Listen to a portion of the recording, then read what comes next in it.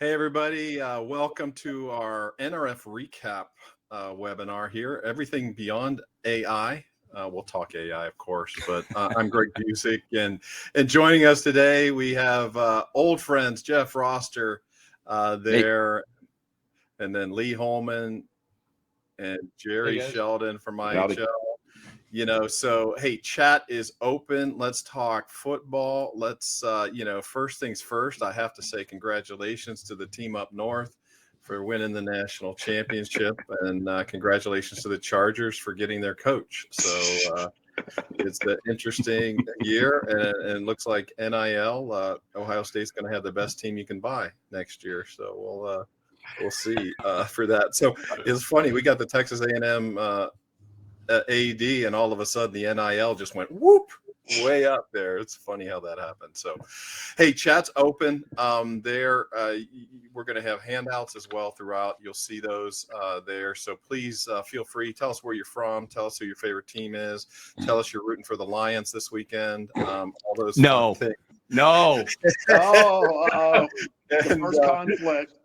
And then we'll get into the content here. So first of all, just want to let you guys know we've got several multi-client opportunities that are there in the handouts. You can download these if any of them are of interest to you. The first one's going to be discussing RFID and computer vision for things there, so you can download that one. Then we're going to talk about getting your data ready for AI. And then the AI transform supply chain. These are opportunities to have content that you can share, content from webinars like this, and we move forward. So with that, we are going to transition over to NRF. I'm going to invite the guys to come back on stage, and we're going to talk about everything related to NRF. So first of all, Jeff, here comes Jeff. We're going to let Jeff go first. I think it's funny, just as an introduction here, I saw RIS News said it best. The code word this year to get into NRF is you had to say AI. So I thought that was pretty hilarious. Shocker. I did not say that. No. For You sure. didn't say it.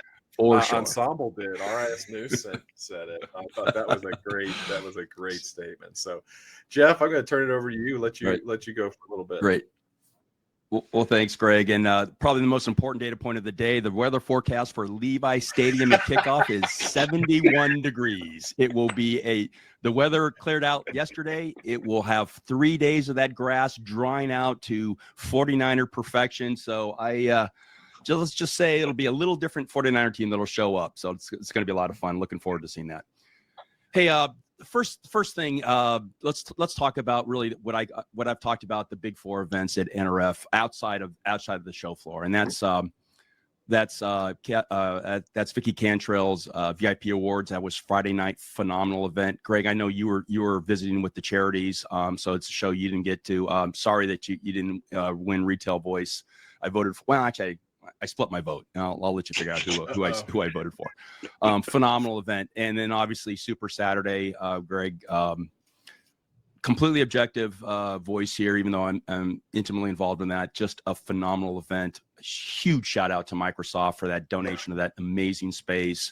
I stole the Alvanad crew that came in, the video crew. So there'll be numerous cuts coming out of that. An amazing team that showed up there. That's going to become a platform, I think, Greg, that vendors are going to want to really take advantage of. They can launch press releases from that show. They can launch stuff out, from that event. And that's, Ricardo Belmar and I did 2 or 3 live streams from that.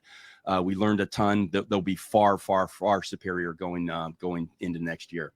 The other big event, Kathy Hawkins' event on Sunday night, another phenomenal event, Retail Insiders, one of those rooms where there's probably 200 people in. I talked to 50, and I should have talked to another 150. You can't do that in 3 hours. And then the last of the big four was the Rethink Retail Bash. Probably the best physical room I've ever been in for NRF. It was wide, it was long, and multiple bars in all around the place. So really just the way to attack NRF is going to continue to evolve. The show continues to grow in strength in and of itself, and the ecosystem around that show is just getting stronger and stronger and stronger. So for the startup community, for the vendor community, look at the show for sure, but then also look at all these other events, because it's just a phenomenal opportunity. Greg, I think one of the things I was most excited about is the startup community and how NRF has embraced not only innovation. I would argue it probably always has talked about innovation because the vendors have driven that show, but boy, oh boy, 4, 5, 6 years ago, they started really talking about startups and just from like the startup zone. And now if you look at what we had this year is we had 3 major features for the startup community. We had the innovation lab. We had the startup hub based for true startups, and a chance for them to really get a chance to get on center stage. And as somebody that works in the startup community, there's a lot of room for improvement for the startup community. Understanding the ecosystem that we as analysts play, that the Trade Plus plays. But shout out to NRF for giving them a platform. And then the food service innovation zone. I didn't even get chance. There was so much innovation. I couldn't even get down there. Lee, I think you got a chance to slip down and see what was going on down there. What'd you find? Yeah, just a couple of things real quick. Sensormatic had QR type codes or tags that they can sense moisture, humidity, temperature, proximity, that kind of thing. That can help out a great deal with food safety. You can do remote sensing with them. It's really, really cool stuff there. Yes, there were some robots. There's a pizza making robot, that kind of thing. And then another thing, Mashgin, I think that's how you pronounce their name. Had a kiosk that they set up with kind of Amazon One type palm scanning for payment. They've actually got that deployed in a corporate cafeteria somewhere. Yeah, you see but that at concession some other stands cool now. stuff Yep. too. You see it in concession stands quite a bit now. Yep. Okay, so next year definitely. Was that worth getting down there? Because that was way down and off to the side. Should we plan on that next year? Yeah, definitely. Okay, good. So we need we need the show to be open for at least another 2 days to accommodate Extra all day, that. man. Maybe they'll do it like sure. NRA, where they can actually have food down there for you pick it up for free instead of the $30 salad. Yeah, one of the funniest things for careful. me is when they send me the survey and said, "How did you like all the sessions?" And I just laugh. I like, are you kidding me? What's that? Somebody else spoke there? Exactly. I like looking at them before I get to the show, and like you guys, I mean, I don't think we get to a single one. Exactly. We just the floor itself is probably 5 days. Easily could be 5 days of our time. Absolutely.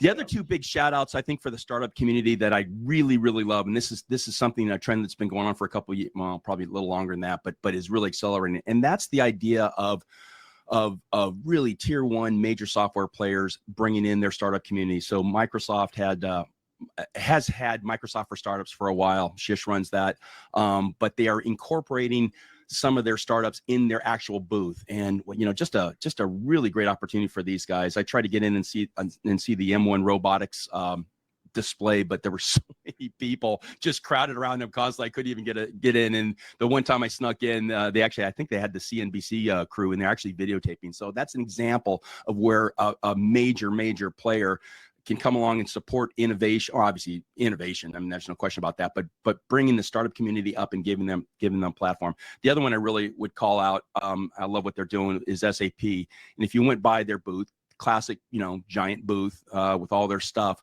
but they had surrounding them, they had all their startups, or not all, but a representative of all their startups. And so you kind of almost felt like it was a mother hen with all their chicks around her. It was really kind of a cool vibe, to be honest with you. I really enjoyed that a lot. The other thing that I think is really interesting, and I don't know, it's an emerging technology here in the US, but live streaming, it's a done deal in Asia Pac. They're Greg, what do you figure? At least 10 years ahead of us, but maybe 5. They might be 10. Jeff, we lose you? Got it. Locked up, I think. Yeah, Jeff froze on me. Uh-oh. We just lost Jeff. Yeah, funny. We start talking about live streaming, and cut off there. So I think what he was going to say is, yeah, we're behind here in the U.S., in North America, and in Europe. It's a little bit more popular in Latin and South America.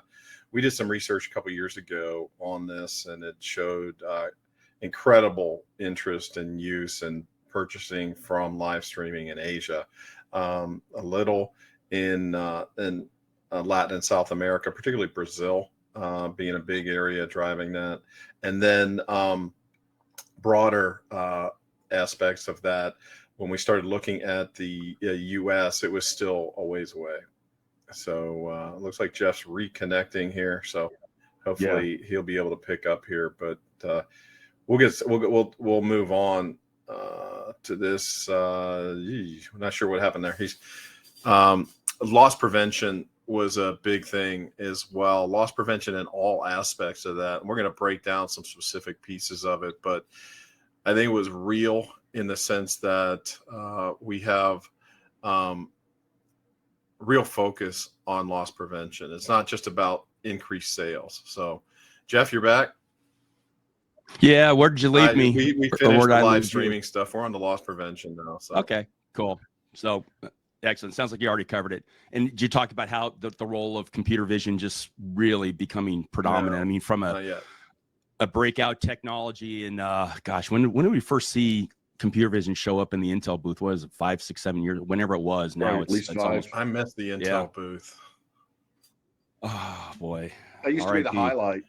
No, for sure. And you know, Jerry, the best thing about that was we could sneak in early on Tuesday and get Absolutely. a private They had tour. our little private breakfast session and could really dive in and ask the geeks the really cool questions.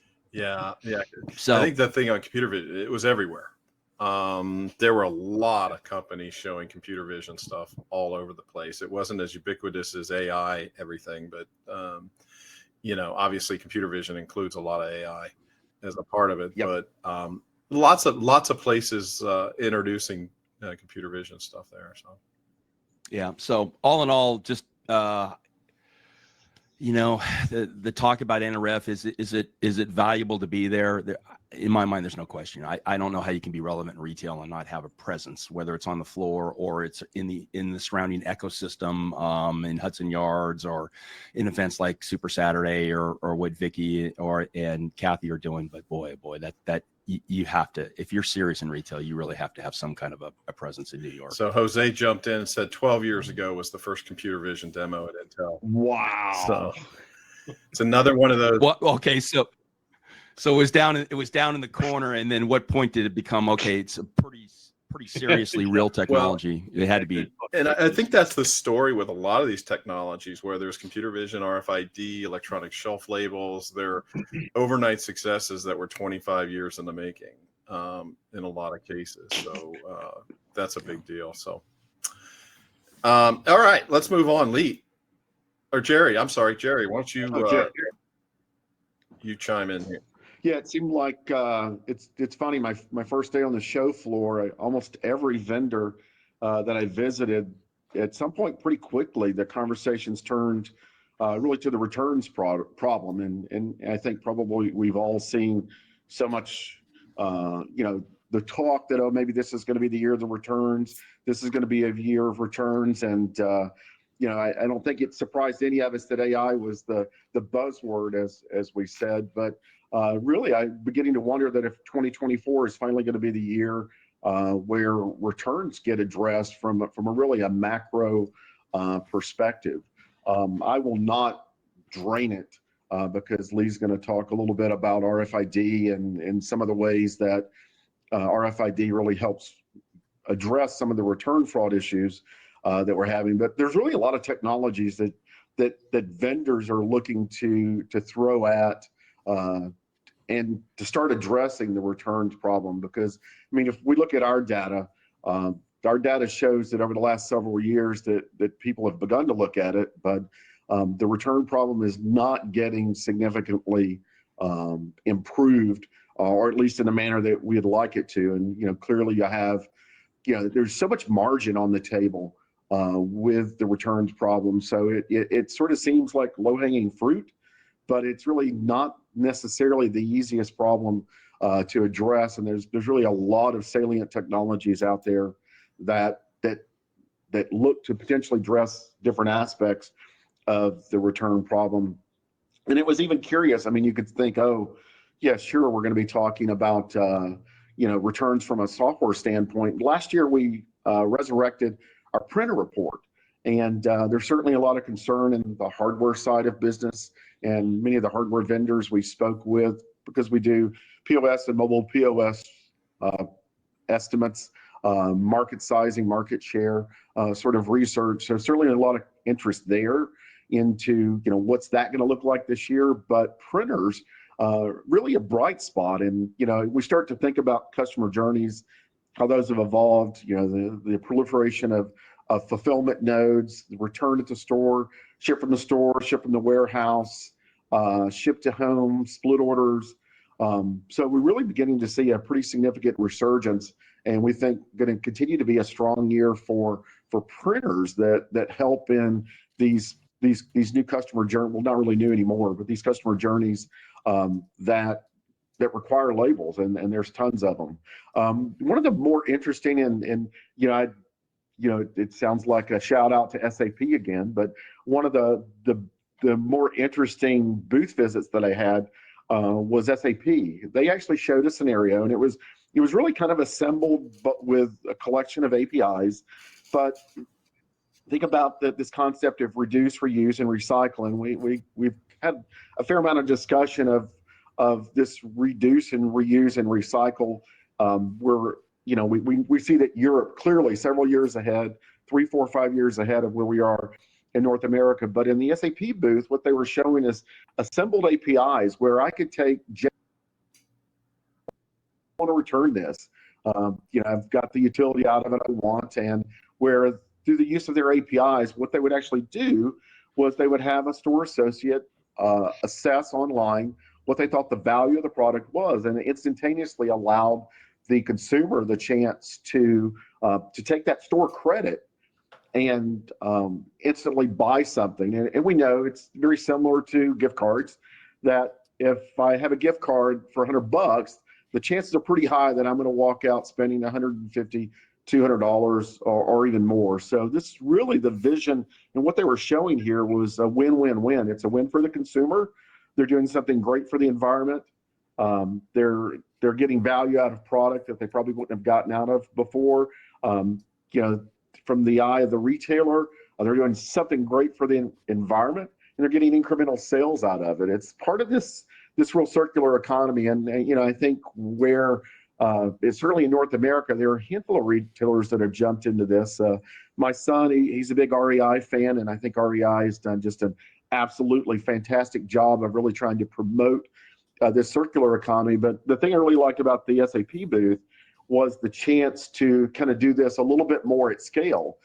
It wasn't necessarily a new app that they were creating. It was basically assembled microservices that they were able to put together and show, kind of envision, this is a great way we could do something good for the environment, good for the consumer, good for the retailer, that makes sense economically. Yeah, there was a data point that came out that said that the resale economy is now $40 billion for apparel alone. Most of that has been, things like, people going to Goodwill or things like that in the past. And now that's, it's all kinds of things, ThreadUp and all kinds of different places now. But I know in the UK, there's, I like that Selfridges, they now have a new store called Reselfridges as a result of that. It's the resale of the stuff returned or people that, traded it in.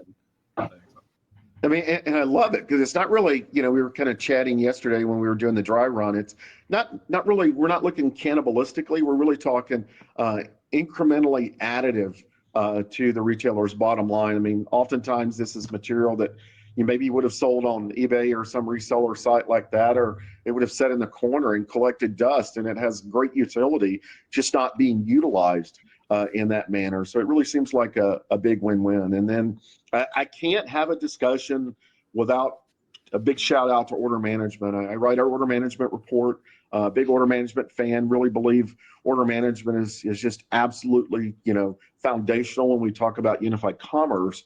But one of the things that we're seeing in our research that was published in November, December last year, and in the discussions that I had with retailers, what we're seeing in order management packages is intelligent return logistics. So instead of just, hey, I'm going to take all of my returns and I'm going to send it back to a centralized drop ship location that's going to get discounted at 30% on the dollar, what we're actually going to do is we're going to intelligently look at the merchandise.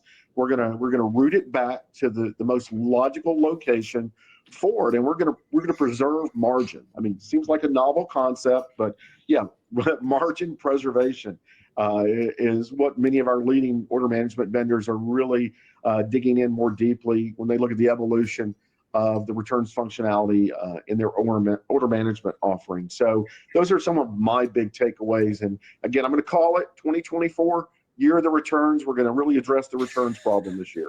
I don't think you're not buying it, are you, Jeff? No, hey, listen, I know that mess that is. I love the idea. I'm just not sure. I'm not sure. We'll see. Yeah. Hope you're right. I'll cheer it on, and I'll cover it very, very aggressively. Put it that way. Awesome. All right, Lee, you're up. All right. JP Morgan, household name, long history of back-end processing for payments and so forth. This was their first time at NRF.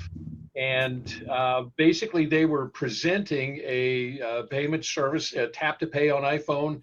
This is customer facing, and they're unabashed in their claim that their goal is a payment ecosystem. So in other words, soup to nuts for them for retail. One of the quotes that they made was, "We are," and this is from them, "We are capable of offering end-to-end solutions no other organization can provide." Remains to be seen. Sephora is one of their current customers that's deploying this as we speak. GS1, the photograph you see on the screen there is from our Super Saturday event. Another shout out to Super Saturday. If you see nothing else at NRF, go see Super Saturday, period, end of story. GS1 data link, simply GS1DL takes a barcode and turns it into a web address. You can connect the GTIN to smart packaging. You can track an item to its batch number, its lot, its serial number, a whole lot of uses here. You could have FDA nutritional information. You could use the EU digital product passports, promotional campaigns, how-to videos. There's a whole lot that you can do here. The thing that he put up there, standard, let me jump in there. The thing to put it was so exciting to me, being a techie, was when he put it up there, and one of the examples that he had was, these are the remote codes. This is what you can interface it with. This is what you could do and not do. It was like on a PC or a TV, that would save so much time to have context-aware stuff by just clicking the QR code. Yeah. And this is the big deal. The standard for URI, that's Uniform Resource Identifier, was ratified in July of this past year. Sunrise for this technology is 2027. And here, this is part of the promotional material for this thing. If you're a Lord of the Ring fans, you got to love this. It says one code to rule them all. All right, so be on the lookout for that. Next slide, please. We get to RFID mainstream. It's finally here in the mainstream. If you look down at the bottom of the screen, you've got a link there for the most recent study we did with RIS News, and some of the findings there include what you see in the green here. Sales leaders, those are folks that have sales increases of 10% or more for the previous year. 31 times more likely to be using RFID. This is not a chicken and the egg kind of thing. If you're using RFID, you're now reaping the benefits of having done the blocking and tackling and all that stuff that's necessary to make that happen. Current profit growth for these guys for 2023 is 56% higher than those that are not using it. 88% expectations, 88% higher expectations for 2024. The efficiencies that accrue within the organization as a result of this are the big drivers there. RFID tags. I saw several on the floor there. Some worth mentioning. Wiliot, WILIOT. They're working with a large retailer with a headquarters in Mid-America. Their colors happen to be blue and yellow. I can't say who that is though. They're working on a chip that's got RFID, Bluetooth, and an amplifier in it. And basically the capability is if you've got a weak signal going to the RFID tag, the amplifier helps strengthen it and send it back. So the effect is you can use a lower expense device to detect the RFID than you would normally. So instead of a $1,000 device, you're using something that's 50 or 60 bucks, something like that. Sensormatic had tags that they were able to sew into fabric. They're not fabric. They're a low cost material that you can send it through the wash, through the dryer. You can iron it, the whole bit. And this kind of cool, especially for returns. We get back to that. I don't know how well it's going to work with. Okay, I wore this one time. I'm going to take it back. That kind of thing. Impinge is another group that had a pretty cool tag. They have a tag that can be turned on and off. And I asked them how many times can you do this with? Is it infinite? And they said, no, it's not infinite, but the number of times you can turn it on and off exceeds the lifespan of the tag. So that should give you an idea. Do you mind if I jump in here, Lee, on that? Sure, go for it. I've been waiting for this for 20 years, 25 years, since when I was a loss prevention product manager. I really believe the best EAS tag is a tag you can turn on, turn off. Because one of the things that's missing is the ability to turn it back on to say, you know what, this was never in my supply chain. So people stealing from Target and trying to return at Walmart, that ability to do that opens up the whole return fraud opportunity for things as well. So it also, we have a lot of cases where RFID has been used where nothing gets turned off when it leaves the store. So people are running around and they've got tags that are live, which is a real privacy mess as a result of things. So, so I think this opportunity to turn it off, turn it on if you legitimately bought is going to really help the whole RFID scheme to identify things that were actually stolen there rather than being purchased legitimately. And so that opportunity is there. So anyways. And you want to go back the other way. You want to steal it from Walmart and return it at Target because you get a better price that way. Anyway. But he's never thought about that. He's never thought about that. Yeah. Send those comments to Lee, not me. Yeah, Lee at IHL Whoa. RFID self-checkout. Yes, a lot of stuff there, especially is it in conjunction with computer vision, helping to reduce the shrink within the store. One thing that's not on the list here is I stopped by a booth called from Beyond XR, and these guys had a really amazing immersive experience. Stunning, truly stunning 3D visual. They had a store set up that was on there. And the thought that I had was for the kind of work I used to do with Uncle Sam and the Department of Defense, this would have been amazing for training purposes. But really cool stuff there. And let me toss it back to Greg. All right. I want to shout out real quick and say there's been some chat about self-checkout heading south, reduced interest, reduced usage. Sorry, guys, lies, clickbait. False narrative, not true. Check some annual and quarterly reports. They'll tell you otherwise. It's not true. Yeah, Lee, yeah. You shared one of the unique places that you saw self-checkout that you were surprised by. Yeah, I won't put the picture up, but AutoZone near me has self-checkout. It's not real elaborate, but it gets the job done. Yeah, we were joking. I'm not sure how many times I had a line in front of me in an auto parts store. Yeah. So Yeah. Greg said that line, so emails go to I mean, Greg. there's just a lot of them. There's just a lot of them, and of course, it's a great checkout experience, and plus it's also a complex merchandise. Some of it's heavy, batteries, stuff like yeah. that. Well, So, I shop at interesting. Walmart at 5 a.m., so there's not a line there either. You know, Jerry, what's Not funny? everybody's in line to get their transmission at 5 a.m. What's funny about Jerry about that, and I agree with you 100%. And you know, because you and I both were on an exchange on LinkedIn about that very issue. I mean, I think I'm the best case study. I love self checkout. My wife, who is a scientist with a top secret security clearance, does not. She likes the personal experience, and she'll. Yeah. But even though I like self checkout, if I know there's 3 checkers in my favorite store, I will stand in forever line because I like the back and forth that I have with them. So it's not one like everything. Can we just understand? Everything doesn't have to be for everybody. You can have a nice mix, and you know, stop with the crazy clickbait articles. There's a place for it. There's a place where it's not, and let us all figure out where the technology works and where it doesn't, and let's not throw shade on things that people really don't know what they're talking about. Anyway, it's great point. I mean, it's very few technologies are truly one size fits all. It's, you know, use it where it makes sense, but don't try to put a square peg in a round hole. And also don't have a bad implementation, make some bad business decisions and then blame it on the technology.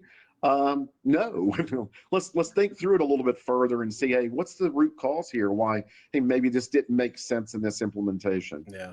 And I think it's true as well. If you force it on your consumers so that they only can use self-checkout, you're going to get a lot of pushback from that. If you give that as a choice, or you direct those people that have smaller transactions to self-checkout, which is the smart thing to do because you can be profitable at a much cheaper transaction value, it's quite successful.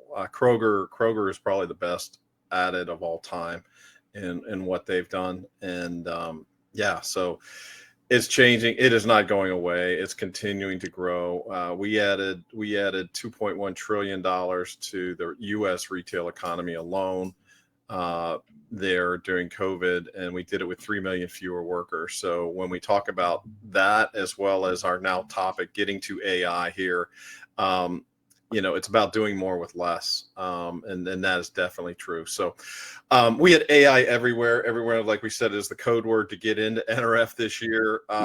It was somewhat laughable in some cases there. It's just like, isn't this the stuff we've already been doing all this other kind of time? You're just now calling it AI. Now we used to call it analytics, or we used to call it, you know, prescriptive or descriptive, you know, et cetera, along the way. I will tell you what's real is the retailers that are using traditional AI and ML and have done the hard work are seeing incredible results as a result of that. The average sales growth across 11 categories was 2.3 times that of those not using AI in those categories. Profit growth 2.5 times. Their expectations for 24 are even higher. There's no question that this is a force multiplier. I will tell you, just a shout out to Microsoft right now. You know, it was funny because I was in a meeting on Monday last week at NRF. Gosh, was that only last week?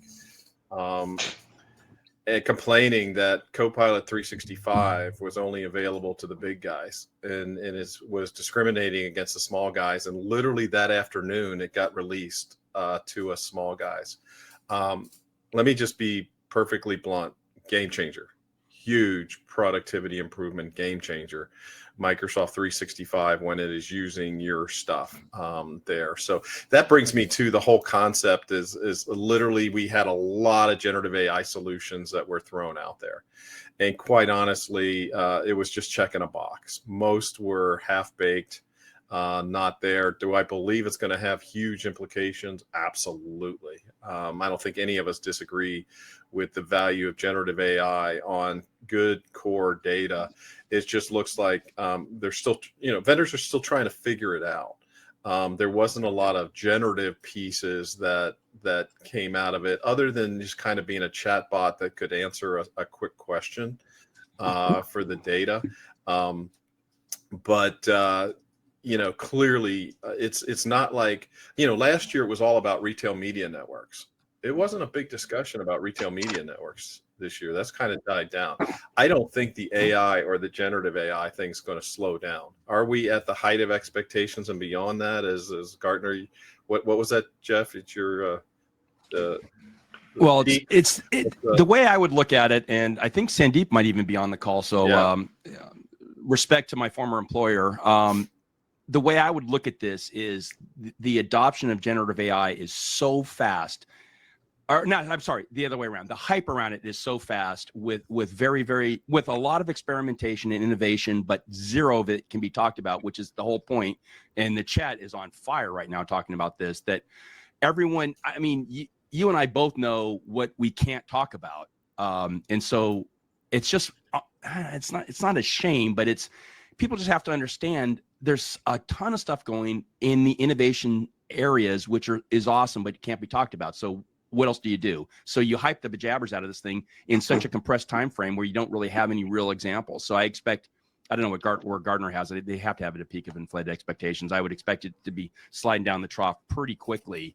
And by the way, that is a very, very good thing. That's called adolescence. That's where we strip away the nonsense and we find the real value. And I think that path is going to be far, far faster than RFID was. We probably can't mention the vendors here because we might even miss somebody, but there were probably 5 or 6 vendors that are doing legitimate, real generative AI stuff that they could talk about. So it's not that there are no vendors doing it. It's just the ones that are really doing it and have legitimate product that it's been underpinned by generative AI are very few and far between. And the rest of it is a lot of white noise and vaporware. Yeah, and I think it's important to say that there are, companies like AWS, Microsoft, Google, Symphony AI comes to mind, SAP, Salesforce. Yeah, SAP had a huge announcement. Oracle had a huge announcement this week on AI. There's a famous chart. I'm happy to send it to anybody. I didn't put it up here from an investment standpoint. When you look at mobile, the initial money was made on chips, and that's where we have NVIDIA and AMD and ARM right now. The second group of people were the platform guys there, and that's where we have Google and Microsoft have kind of moved into that platform side where ChatGPT and et cetera are. But the big money and more importantly, the big benefits to the industry on generative AI is going to come from those business data sources. It's going to be Salesforce. So Salesforce would have been another one that's got real stuff. Salesforce, Oracle, SAP, Microsoft, all those guys that have that core business data, that AI on top of that is going to be incredible. And that's why we went through and created our AI readiness index where we ranked retailers, and now have, as part of our Sophia system, we have the profiles, the individual profiles. So you'll see this one for Walmart here, and how we project that they're looking at $264 billion of potential benefit by the end of the decade. And what's crazy about this is we've only took their gross margins up a point during that time frame. We went a little less than a point and a half, 24.2 to 25.6% their gross margins by the end of the decade, thanks to AI. And so there's huge opportunities there. So a profile would include where we believe that opportunity is, as well as the individual solutions. That's probably more important to this group here. What solutions that we believe are going to drive the benefit. So we now have the ability for, if you're a vendor here, we actually have an impact of AI, generative AI, and alternative generative and or alternative what's the word I'm looking for? Artificial general intelligence impacts potentially in these categories of your solutions. And we've got it down to the retailer level from a projection of how much it can help a particular retailer. So all that's in our AI readiness profiles down in the bottom left for that. Enough for that little promotion. We're to Q&A. So I wanted to share a couple things while we're waiting for Q&A here. Lee, if you want to look at some of the questions and push things up here. If you've got the AI readiness, you can download the slides here at this link for you guys there. And if you want to download the slides from today while we're doing Q&A, you can go ahead and do that.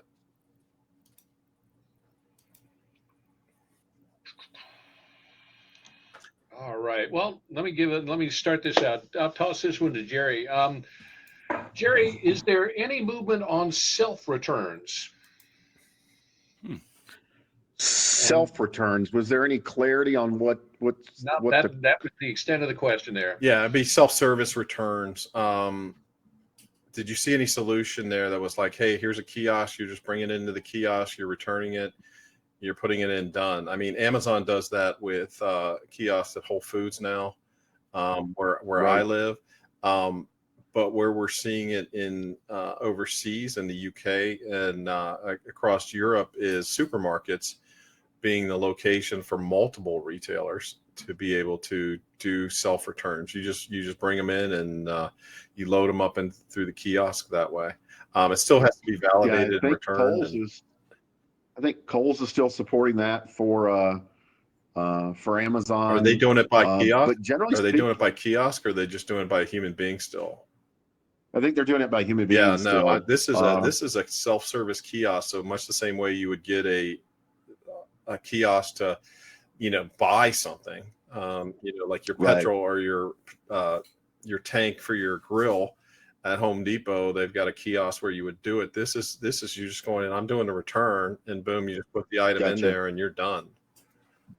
I'm probably not all inclusive here, but just from my recollection of the different return scenarios that vendors talked about as part of the OMS evaluation, I do not specifically recall that as a customer journey that was immediately on the roadmap. I mean, I think one of the challenges that you have is that, there's, certainly Amazon comes to mind, that they tend to have a lot more trust in the return process and probably accepting a fairly wider swath. But, I don't think many retailers have quite gone to that trust level yet. So no, I've not seen a lot of activity there. Okay. Next question. Given the tight labor supply, he's curious if there were solutions focused on worker productivity. From what I saw, I mean, I'll jump in unless somebody wants to go. From what I saw, almost every one of the solutions was about worker productivity, but it wasn't necessarily spelled out. It was like, for instance, a lot of the computer vision solutions were that way. It's how do I find product faster? RFID, how do I find product in the store for ship from store so I can reduce the labor there? There's map solutions and mapping solutions that kind of create the Waze type of thing for people that are picking within the stores. A lot of different solutions. They weren't necessarily talked worker productivity. I mean, but that's at the core of AI, all the AI stuff. Well, there's and then clearly you have folks like Zipline out there that, and Zebra with the Reflexis assets that have been working on worker productivity for a long time. Okay. So we got the labor type thing. Other than the major tech vendors such as Microsoft, SAP, and Salesforce, who else would be in the top 5 or 10 emerging companies executing well on delivering high-value AI solutions? Yeah, that's a loaded question, Jim. I would say Iterate. Because you're going to miss somebody in a I would think Jeff's friends at Iterate are doing some pretty cool stuff. Iterate.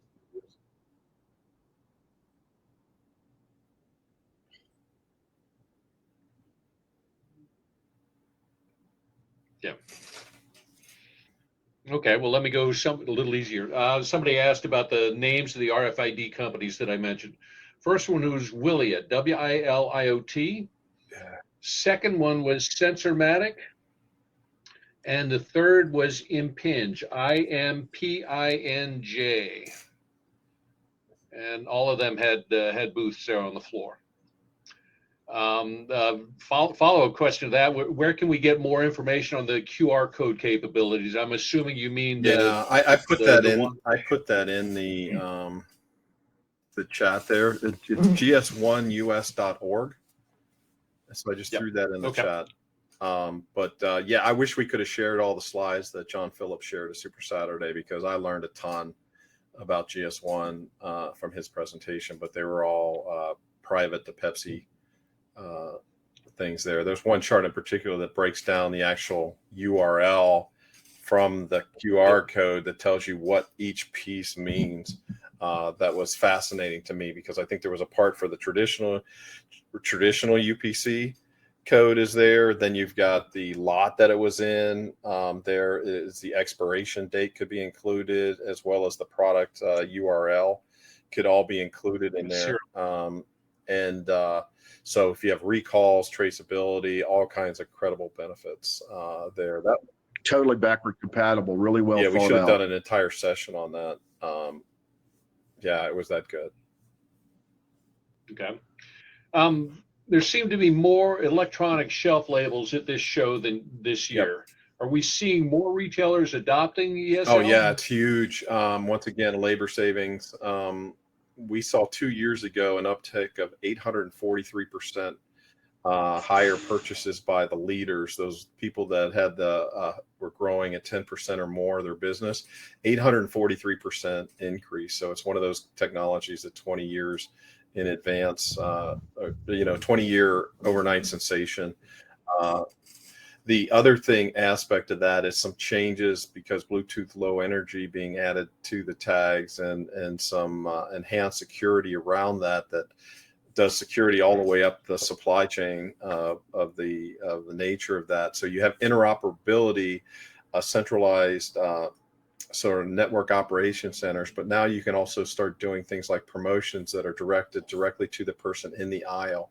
So if you remember Minority Report, that was all done by eyeballs as he was walking through the stores, you have the ability to interact with the phones and give a dedicated promotion to somebody while they're in the aisle.